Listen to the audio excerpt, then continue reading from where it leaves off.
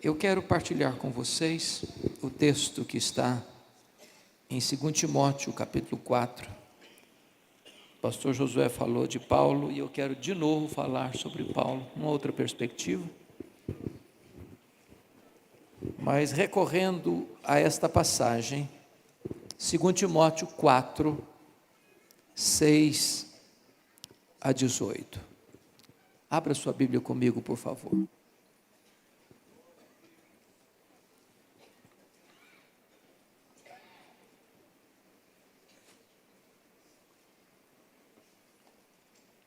Vocês todos sabem que esse texto são as últimas palavras de Paulo registradas na Bíblia antes do seu martírio.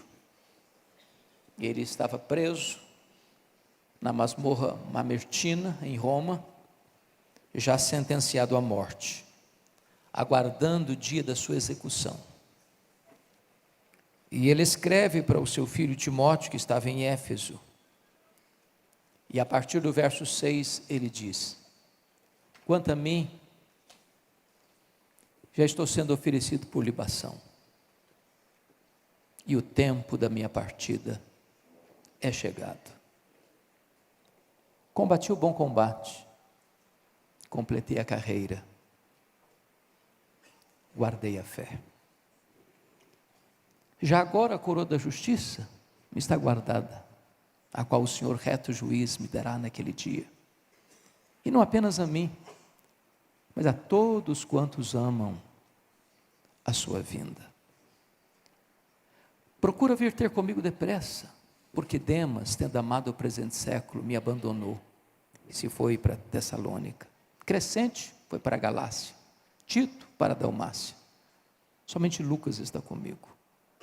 Toma contigo Marcos e traze-o, pois me é útil para o ministério. Quanto a Tíquico, mandei-o até Éfeso. Quando vieres, traz os livros que deixei em Trode, na casa de Carpo, bem como os livros, especialmente os pergaminhos. Alexandre, o latoeiro, causou-me muitos males. O Senhor lhe dará paga segundo as suas obras. Tu guarda-te também dele, porque resistiu fortemente às nossas palavras. Na minha primeira defesa, ninguém foi a meu favor. Mas todos me abandonaram. Que isso não lhe seja posto em conta.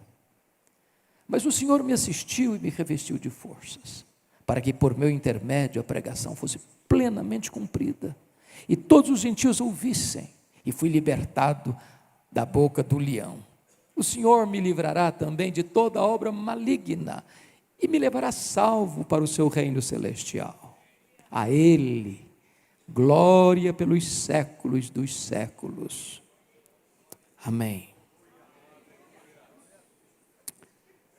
Vocês sabem que Paulo esteve preso em Roma 2 vezes.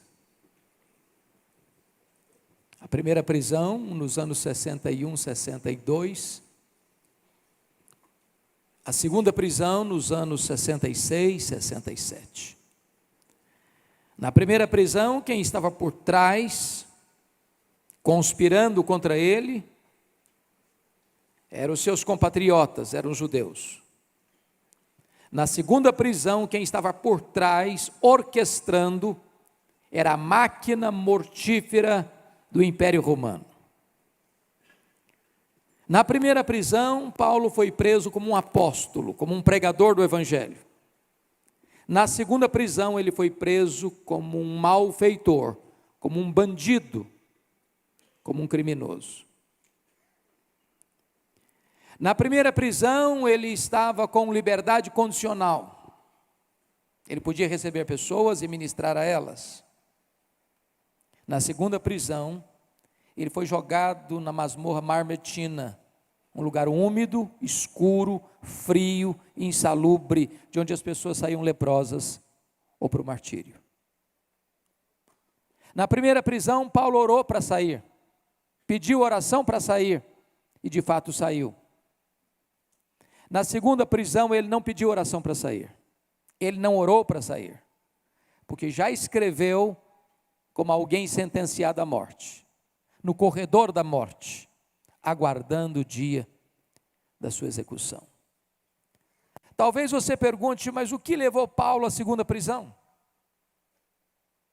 E todos vocês sabem a tragédia que ocorreu no dia 17 de julho do ano 64, quando a mais rica, a mais populosa, a mais poderosa cidade do mundo, a capital do império, a chamada cidade eterna, a cidade de Roma, foi incendiada. Não um incêndio localizado, mas um incêndio generalizado. Ficamos perplexos e chocados recentemente, quando a Catedral de Notre Dame em Paris foi incendiada. Chamou a atenção do mundo. Imagine o que é a maior cidade do mundo ardendo em chamas, 7 noites e 6 dias. O imperador Nero assistia esse espetáculo do alto da Torre de Mecenas. Muito provavelmente, conforme alguns historiadores, o próprio protagonista do incêndio. Quando o incêndio acabou, no dia 24 de julho do ano 64, 70% da cidade estava destruída. Dos 10 bairros da cidade, dos 14 bairros da cidade, 10 estavam devastados. Curiosamente, densamente povoados por judeus e cristãos. Isso dá a Nero um álibi, botar a culpa do incêndio de Roma nos cristãos. E começa um verdadeiro massacre contra a igreja. Faltou madeira para fazer cruz, tamanha quantidade de crentes crucificados. Quando não tinha mais madeira, os crentes eram amarrados em postes, cobertos de piche e queimados vivos para iluminar as noites de Roma. A essas alturas, Paulo, o maior líder do cristianismo no Ocidente, e ele é procurado, e ele é caçado, e ele é encontrado, muito provavelmente em Troade, na casa de Carpo. Não dá sequer para pegar seus objetos pessoais, sua capa, seus livros, seus pergaminhos.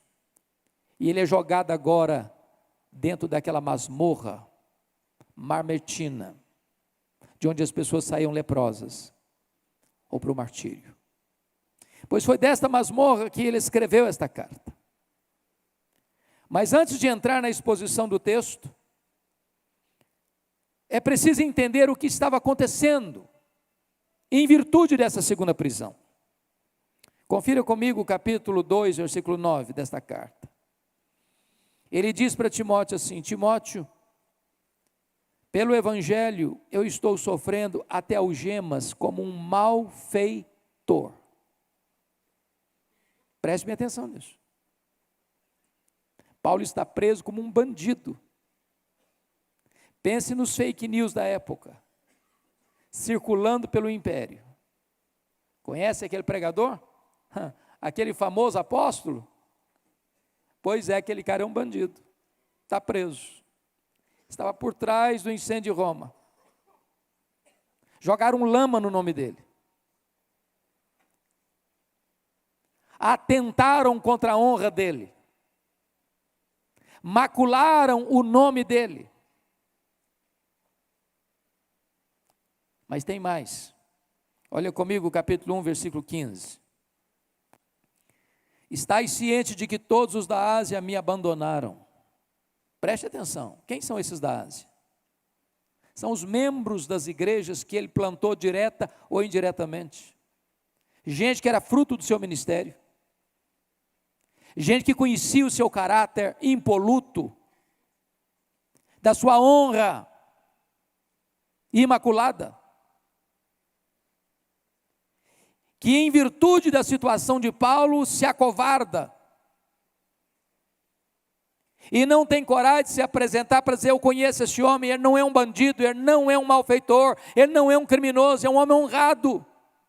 Eles se afastam covardemente.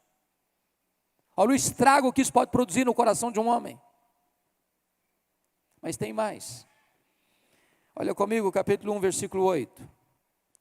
Ele diz assim para Timóteo: Timóteo, não te envergonhes, portanto, do testemunho de nosso Senhor, nem do seu encarcerado que sou eu.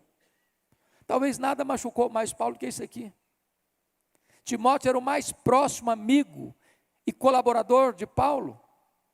Timóteo está com vergonha de Paulo, está cheio de constrangimento, se acovardando, dizendo: não, esse homem é meu pai na fé, esse homem é honrado, esse homem é um homem de Deus, ele não é um criminoso, ele não é um bandido. O próprio Timóteo está com vergonha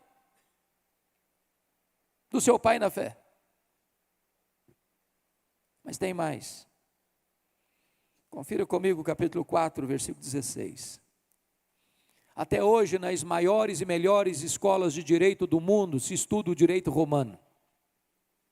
E não obstante Paulo estar debaixo de uma acusação tão grave, sob a imputação de um crime tão horrendo, ele teve direito de defesa. Marcaram a primeira defesa, marcaram uma audiência. E certamente Paulo vai para essa audiência na expectativa de que haverá lá muita gente para defendê-lo. Quando ele chega, não tem ninguém. Ninguém. Mas não é porque o trânsito de Roma estava congestionado, não. É porque as pessoas deliberadamente o abandonaram.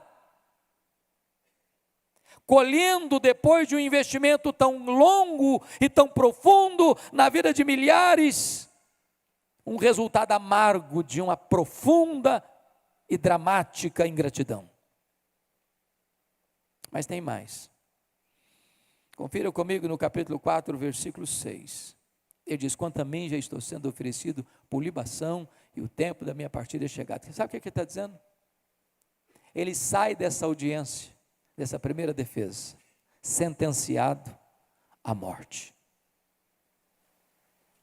E ele escreve esta carta no corredor da morte. A grande pergunta, queridos colegas, pastores e líderes aqui presentes, é esta: o que é que um pastor, um líder, nessas circunstâncias, velho, pobre, cheio de cicatrizes, acusado injustamente, abandonado pelos seus amigos, aguardando o dia da sua execução, tem a dizer para você e para mim hoje, para encorajar o nosso coração? E esse homem vai repartir conosco 8 princípios para nos encorajar. Primeiro princípio, confira comigo o versículo 9. Ele diz: procura vir ter comigo depressa. O princípio é este: quando a crise bater a porta da sua vida, tenha a humildade e a coragem de pedir ajuda. Não fique sozinho.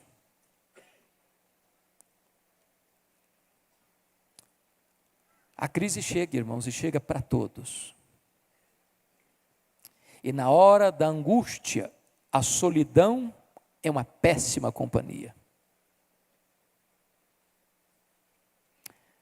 Posso lhes garantir isso, talvez a classe mais solitária do mundo é a classe pastoral.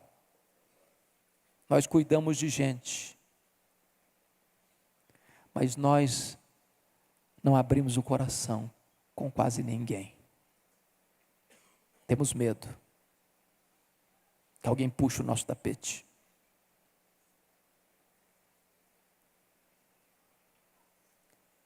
Uma das coisas que mais me machucou nos últimos tempos foi a quantidade de pastores aqui no Brasil que cometeram suicídio. E a pergunta é: por que, meu Deus? Por que esse colega não tinha um amigo? Alguém para abrir o coração, para dividir seu fardo, para repartir suas dores? Você e eu precisamos de amigos do peito, para quem abrir o coração, para quem dizer: vem ficar depressa comigo, eu preciso de ajuda, eu preciso de companhia, eu preciso de alguém do meu lado, eu não quero ficar sozinho, eu não posso ficar sozinho, vem logo. Gente precisa de Deus, mas gente precisa de gente. Segundo princípio, versículo 10, Porque Demas, tendo amado o presente século, me abandonou. O princípio é este: quando as pessoas decepcionarem você, cuidado, não faça registro de mágoas. Irmãos, isso não é uma possibilidade, isso é um fato. As pessoas vão nos decepcionar. E nós vamos decepcionar as pessoas. A questão não é o que as pessoas fazem com você ou farão a você, é como você vai reagir a isto. Se você guardar mágoas, você adoece. Você perde o foco. É hora de espremer todo o pus da ferida. E não fazer arquivos de memórias amargas. Há um livro que li, que me ajudou muito. Em Busca de Sentido, de Viktor Frankl. Um dos melhores livros que já li. E ele diz duas coisas que me marcaram nesse livro. Ele foi um sobrevivente de um campo de concentração. E ele diz que as pessoas que sobreviveram nos campos de concentração não foram aquelas que lutaram para sobreviver, mas foram aquelas que, apesar das circunstâncias, lutaram para ajudar outras pessoas a sobreviverem. Se você focar em você, você adoece, você morre. A segunda coisa que ele me disse que me marcou muito é que há uma coisa que ninguém pode tirar de você, ninguém. É a liberdade e o direito que você tem de não terceirizar seus sentimentos, de não revidar diante das injustiças sofridas. As pessoas podem tirar sua liberdade, seus bens, sua família, sua própria vida. Mas elas não podem exigir que você reaja com elas do jeito que elas fizeram com você. Se elas falarem mal de você, você pode falar bem delas. Se elas perseguirem você, você pode abençoar a elas. Se elas machucarem você, você pode ser um bálsamo na vida delas.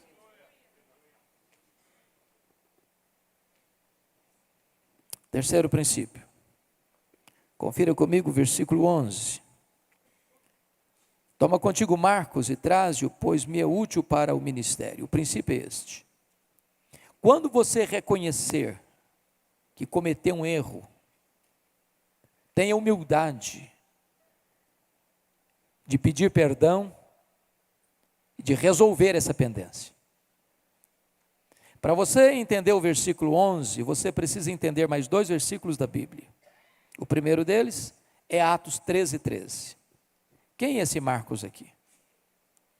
Era aquele auxiliar dos dois missionários, Barnabé e Saulo, quando saíram de Antioquia. Ele foi como auxiliar dos dois. Mas diz a Bíblia que em Perge da Panfilha, esse jovem abandonou esses dois missionários e voltou para Jerusalém. A pergunta é, por que o João Marcos voltou para a casa da sua mãe, em Jerusalém? O texto bíblico não responde. Porém, podemos deduzir pelo menos três possibilidades à luz da Bíblia. Primeira possibilidade, ele era muito jovem quando saiu em companhia dos dois missionários e pensou talvez que missões fosse turismo. Quando ele percebeu que não era turismo, ele se decepcionou. A segunda possibilidade é que quando saíram de Antioquia, o líder da caravana era Barnabé e não Saulo. O Espírito Santo mandou separar Barnabé e Saulo, e não Saulo e Barnabé. Então o líder era o Barnabé, primo dele. Mas em Pafos, a liderança muda. De Barnabé para Saulo, que muda para o nome de Paulo. E ele deve ter pensado, sob a liderança do meu primo, eu tinha coragem de ir. Sob a liderança do outro, eu não vou não. A terceira possibilidade, eu creio na terceira, é que está escrita em Gálatas 4, 14 a 18, que Paulo pregou o evangelho pela primeira vez na Galácia, Antioquia da Pisídia, Icônio, Derbe e Listra, por causa de uma enfermidade física. Que enfermidade física era essa? que o próprio Paulo chama em 2 Coríntios 12:7 de um espinho na carne, mensageiro de Satanás, para lhes bofetear, a fim de que ele não se ensoberbecesse. Talvez perguntinha de rodapé: o espinho na carne de Paulo veio de Deus ou de Satanás? E a resposta clara é: veio de Deus. E por que você sabe? Por causa do propósito, para que ele não se ensoberbecesse. Você tem dúvidas de que o diabo trabalha 24 horas por dia para fazer de você um pavão? Um balão? Soberbo? Mas se o espinho na carne veio de Deus, como é que Satanás esbofeteava a cara de Paulo com esse espinho? Porque esse é o papel de Satanás. Quando a providência de Deus é carrancuda, e às vezes é, Satanás chega e diz aí: está vendo aí? Ó? Você não é crente, você não é pastor, você não é líder, está nessa magrela aí.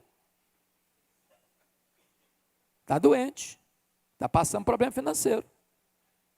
Se você fosse crente mesmo, ou se Deus amasse você mesmo, você não estava nessa não. Aí Satanás bate na sua cara com o sofrimento, com a doença. Passando a ideia de que crente tem que estar blindado. Jesus nunca prometeu nem para você nem para mim que nós não teríamos lutas na vida. O que prometeu é estar conosco todos os dias até a consumação dos séculos.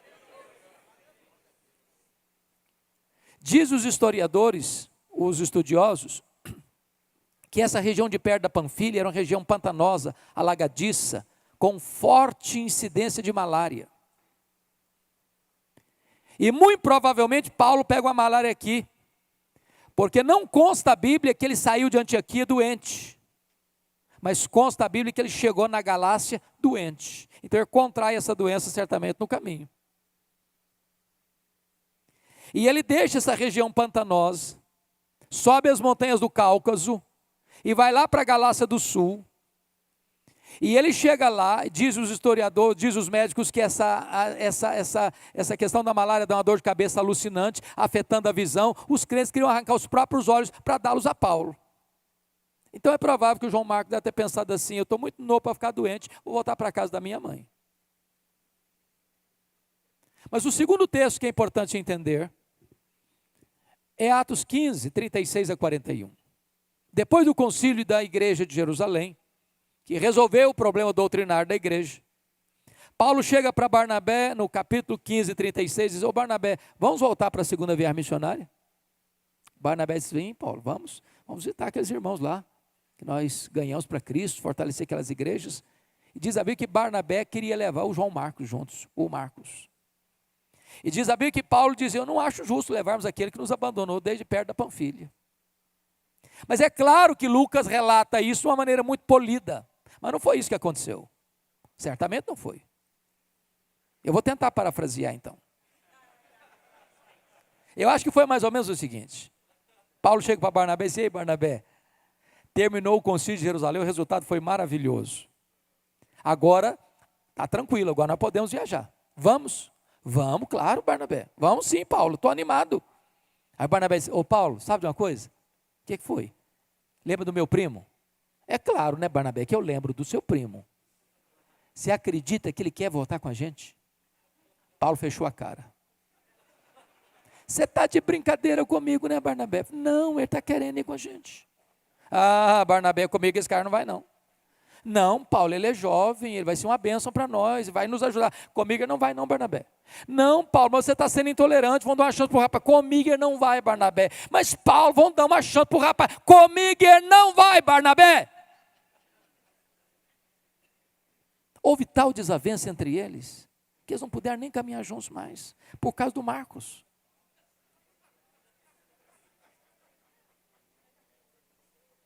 Eu fico imaginando, irmãos, que se não tivesse um Barnabé no Marcos, o que ele seria na vida? Se sentiu descartado. Persona non grata. Diz a Bíblia que o Barnabé pegou o Marcos e foi lá para Chipre. Paulo pegou Silas e caminhou para outros cantos. Paulo foi preso, Paulo pregou, Paulo plantou igreja, Paulo foi uma bênção. Esse Marcos cresceu. Mais tarde Pedro discipulou. Escreveu o primeiro evangelho, o evangelho de Marcos, uma bênção. Agora Paulo está preso no corredor da morte, fazendo uma faxina na alma. Lembrou do Marcos.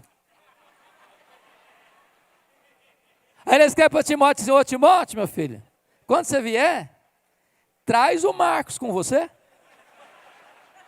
Ele me é útil para o ministério. Sabe o que o Paulo está falando aqui para nós? Você nunca é tão grande como quando você é humilde. Sabe o que Paulo está nos ensinando aqui? Você nunca perde a sua autoridade espiritual por reconhecer um erro e pedir perdão. O que Paulo está nos ensinando aqui é que nós devemos construir pontes de reconciliação, onde um dia nós cavamos abismos de mágoas. O que Paulo está nos ensinando aqui é que nós não podemos tocar o nosso ministério deixando pessoas feridas para trás. Que o perdão é uma necessidade vital para termos saúde emocional e espiritual. Quarto princípio. Confira comigo o versículo 13.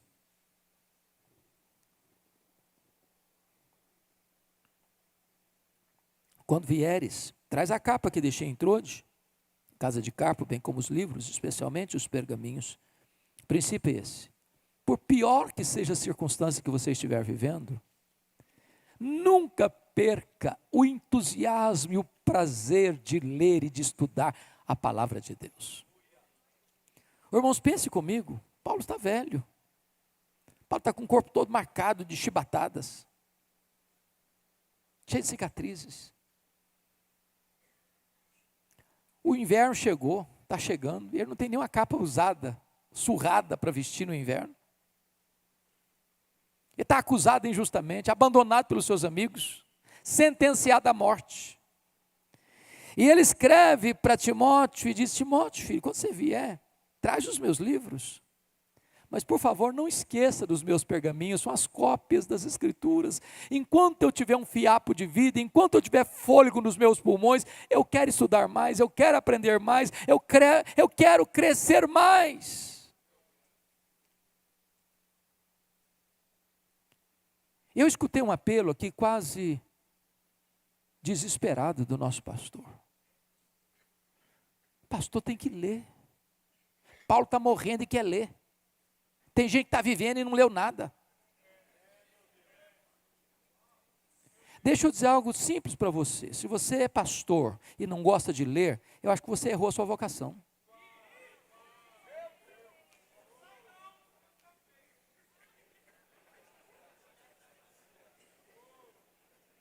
Quem cessa de aprender, cessa de ensinar. Você não pode alimentar suas ovelhas se você não aprende. E nós temos que ter humildade para entender o seguinte, que outros irmãos já percorreram um caminho e nós podemos aprender com eles. Quando eu leio um livro, eu tenho a bênção de aprender em 1 hora, 2 horas, 3 horas, o que o irmão levou 10 anos para aprender. Estude, irmão. Estude a palavra. Se afadigue na palavra, para não dar uma sopa rala para o povo.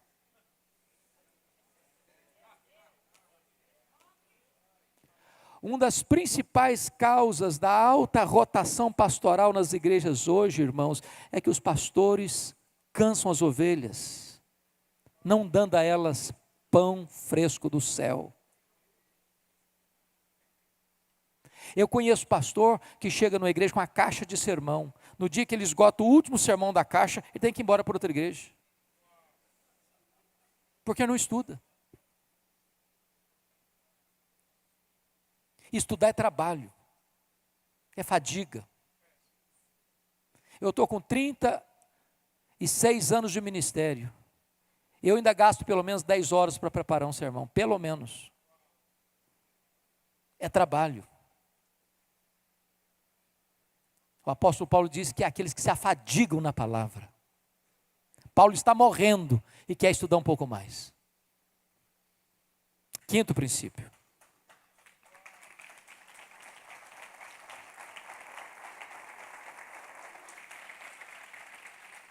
Versículo 14, confira comigo. Alexandre o latueiro causou-me muitos males, o Senhor lhe dará paga segundo as suas obras. O princípio é este: quando as pessoas deliberadamente fizeram mal a você, tome a decisão de perdoar e entregar esta causa para Deus. Ô irmãos, o ministério não é indolor, vocês sabem disso. Às vezes as pessoas ficam magoadas com a gente e você nem fica sabendo. Eu não sei se só acontece comigo, mas talvez já tenha acontecido com você também. De uma ovelha chegar e dizer assim: ô pastor, estou chateado com o senhor. E você toma um susto, porque você não sabe o que aconteceu. Não sabe o dia, não sabe a hora, não sabe a circunstância, nem sabe o que aconteceu. Você lembra daquele dia que você chegou na igreja? Tinha um grupinho batendo um papo, você estava meio apressado. Oi fulano, oi Beltrano, oi. Você esqueceu de falar o nome de uma pessoa?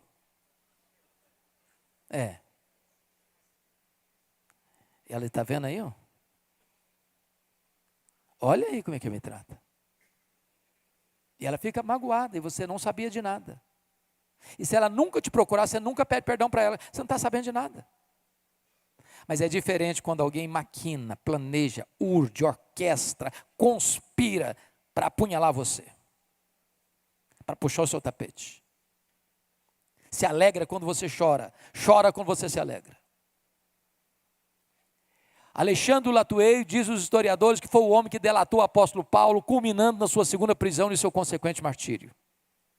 O que você vai fazer numa hora dessa? Dar o troco? Pagar na mesma moeda?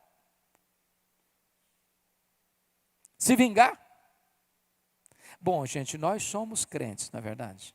A gente não faz essas coisas. Não é verdade? Não, nós somos espirituais. Mas você disse: fulano, eu não vou fazer não, mas o seu dia vai chegar. E quando o seu dia chegar, a minha vitória vai ter sabor de mel.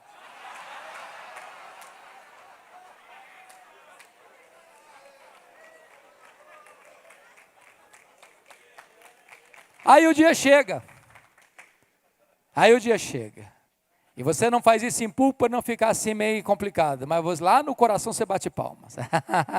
Chegou o seu dia. Isso não é nosso papel não, irmãos. Nós não sabemos fazer isso. Entregue esta causa para Deus. Ele sabe fazer. Você e eu não. Nosso papel é perdoar. É pagar o mal com o bem. É vencer o mal com o bem. Porque se você tentar exercer justiça com as suas próprias mãos, você vai ser injusto e vai azedar sua alma e destruir seu ministério.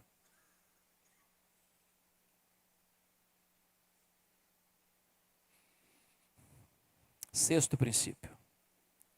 Olha comigo, versículos 16 e 17. Na minha primeira defesa, ninguém foi a meu favor, antes todos me abandonaram, que isso não lhe seja posto em conta, mas o Senhor me assistiu e me revestiu de forças, para que por meu intermédio a pregação fosse plenamente cumprida, e todos os gentios ouvissem, e fui libertado da boca do leão. O princípio é este.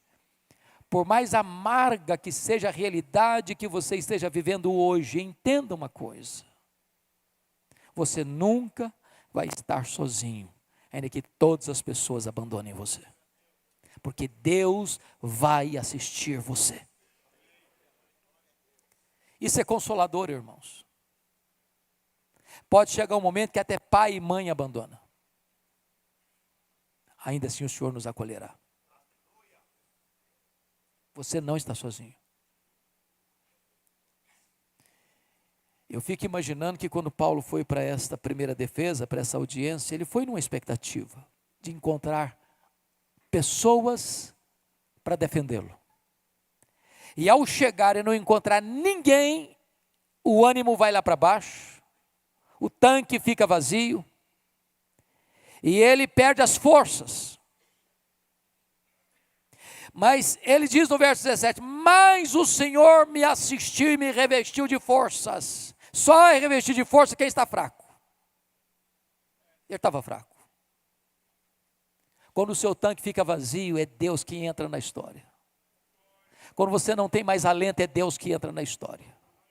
E Ele enche você de vigor, e Ele enche você de paz, e Ele enche você de assistência, e Ele socorre você, e Ele apruma você, e Ele pega firme na sua mão, Ele conduz você no caminho, e Ele recebe você na glória. Você não está sozinho. Sétimo princípio. Olha comigo o versículo 21, nós não chegamos a ler, mas vamos ler agora. Ele diz assim: apressa-te a vir antes do inverno. O princípio é esse. O que você tiver de fazer, faça hoje, porque amanhã pode ser tarde demais. Para entender esse versículo é preciso entender Atos 27, a partir do verso 9. Quando Paulo estava preso, indo para Roma, para a sua primeira prisão em Roma, ele disse ao comandante do navio: não é prudente embarcarmos. Está chegando o inverno e no inverno não se navega com segurança. Ninguém escutou Paulo. E eles embarcaram a si mesmo e enfrentaram um terrível naufrágio. O que Paulo está dizendo para Timóteo é mais ou menos o seguinte: Timóteo, filho, quando eu disse para você vir depressa, eu quero dizer, venha o inverno. Porque se você esperar os 3 meses de inverno passar para você vir, ao vir, você não vai me encontrar mais aqui não. Já terá acontecido a minha execução. Então, ou você vem agora, ou nem precisa vir mais. Tem coisas na vida, irmãos, que nós não podemos esperar para amanhã. É hoje o tempo de Deus. Você tem que dizer para sua mulher, para o seu marido: eu te amo, tem que ser hoje. Amanhã pode ser tarde. Você tem que pegar seus filhos, não importa a idade deles, no colo e dizer: meu filho, minha filha, eu te amo. Você tem que fazer isso hoje, amanhã pode ser tarde. Você tem que dar um telefonema para um amigo, para um irmão que está passando uma luta, faça isso hoje, amanhã pode ser tarde. Você tem que enfiar a mão no bolso e dar uma oferta especial para uma causa especial, faça isso hoje, amanhã pode ser tarde. Por exemplo, quem tem o privilégio aqui de ter pai e mãe vivos ainda? Levanta a mão só para eu saber. Vocês são muito privilegiados. Muito privilegiados. Quem tem pai e mãe que mora longe de você? Alguns aqui têm. Faça-me o favor de não passar mais do que uma semana sem dar um telefonema. Para os velhos.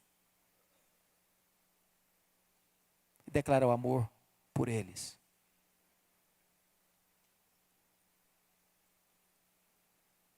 Algumas coisas que me chocam na cultura brasileira, e uma das coisas que me choca na cultura brasileira são os nossos funerais. Por 2 razões. Primeiro, porque eu nunca vi ninguém que receba mais elogios do que defunto. Já viu? É uma rasgação de seda em cima do caixão que não tem mais fim.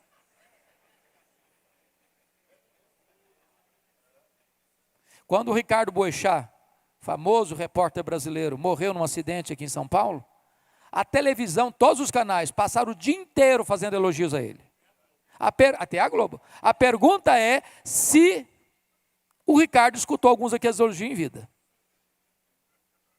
Elogiar um morto não adianta mais não. Você tem que elogiar alguém, elogie em vida. Você tem que honrar alguém, honre em vida. Mas a segunda coisa que me choca é que morto recebe mais flores do que vivos. Dá para entender um negócio desse?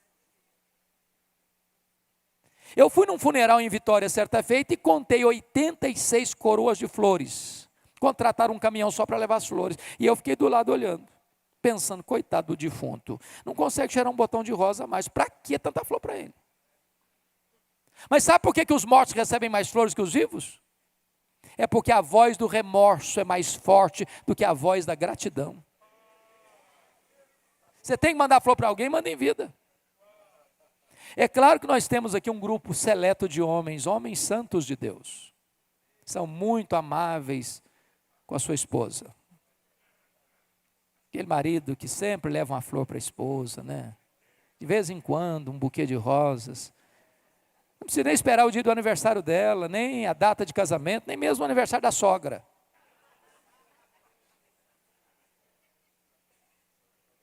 Porque tem marido também pão duro. Você conhece marido pão duro? Mão de vaca. Que nunca leva um botão de rosas para a esposa. Eu sei que esses maridos não estão aqui.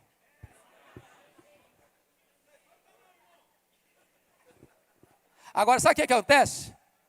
No dia que a abençoada morre, esse cara vai na floricultura e manda fazer uma coroa grande. Nem pede desconto.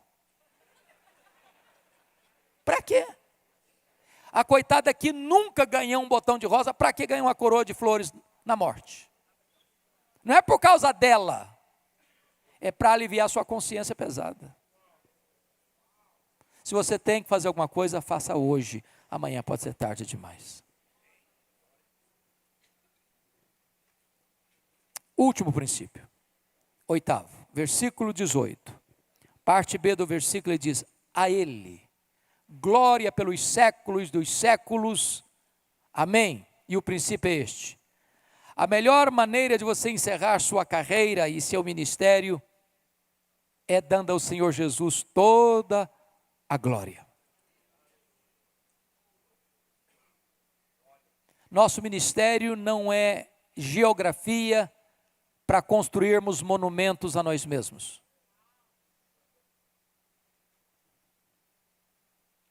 Nosso ministério é para trazer glória ao único digno de receber toda a honra e toda a glória, o nosso glorioso Redentor.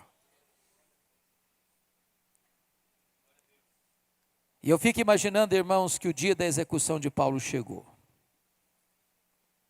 E eu fico pensando, aquele homem sendo arrancado dessa masmorra e sendo levado para o local da execução. Na medida que ele caminha, ele deve estar pensando sobre o que escreveu para Timóteo, fazendo uma avaliação da sua vida. E ele avalia o seu passado. No versículo 7 diz: eu combati o bom combate, Timóteo. Eu completei a carreira, Timóteo. Eu guardei a fé. Ele não combateu um combate, ele combateu um bom combate. Há muitos combates que não valem a pena combater.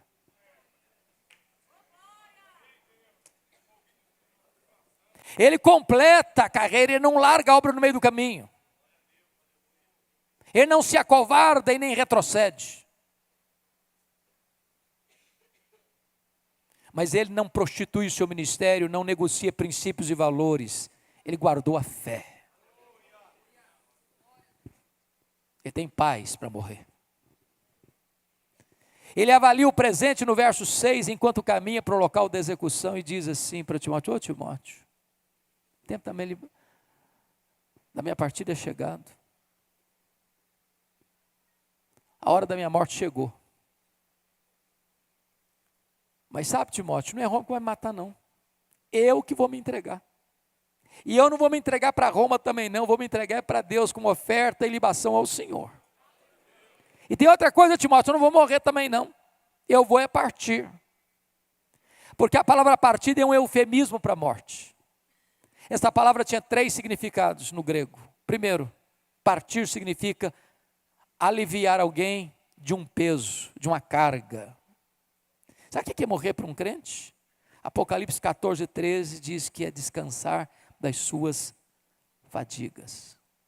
Não tem mais dor, não tem mais pressão alta, não tem mais hemodiálise, não tem mais radioterapia, não tem mais quimioterapia, não tem mais amputação de perna, não tem mais CTI, não tem mais gemido. O fardo foi tirado. Entrou no descanso eterno. Segundo, a palavra partida no grego significa desatar um bote, atravessar para o outro lado do rio.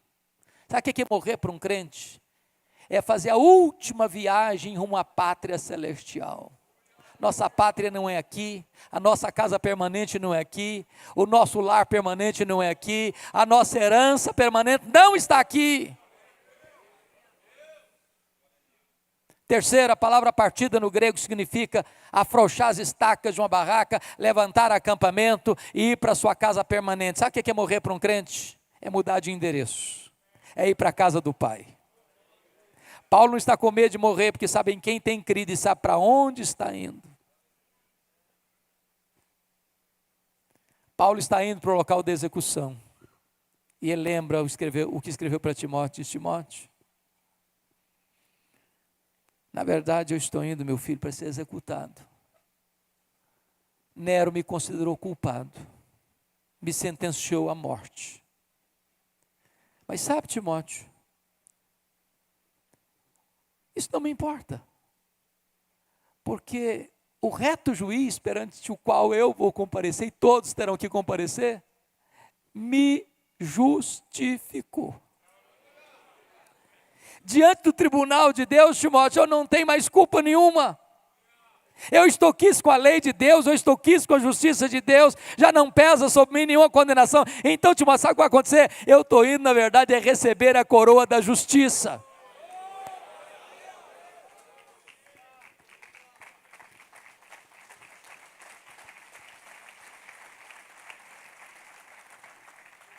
Eu penso,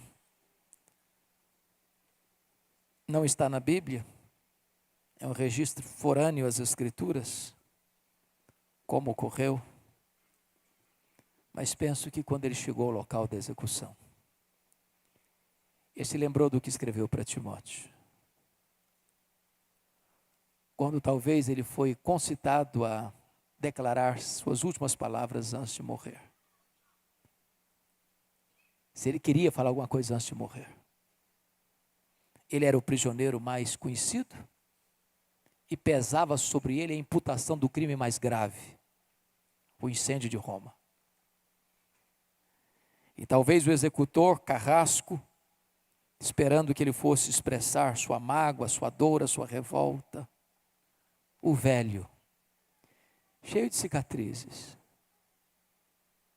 naquele momento, ergue os olhos aos céus e diz a ele, ao Senhor Jesus, glória pelos séculos dos séculos. Bota a cabeça no cepo, a espada de Roma tosa-lhe a cabeça para um lado, corpo para o outro, tomba na terra como um mártir, mas é recebido no céu como um príncipe. Este homem tem autoridade para dizer para você e para mim hoje: sede meus imitadores, como eu sou de Cristo.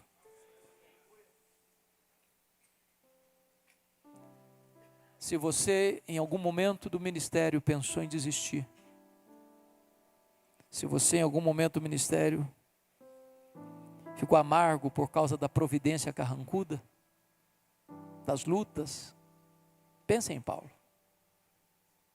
Ele foi o maior apóstolo, maior pregador, maior evangelista, maior plantador de igrejas da história do cristianismo.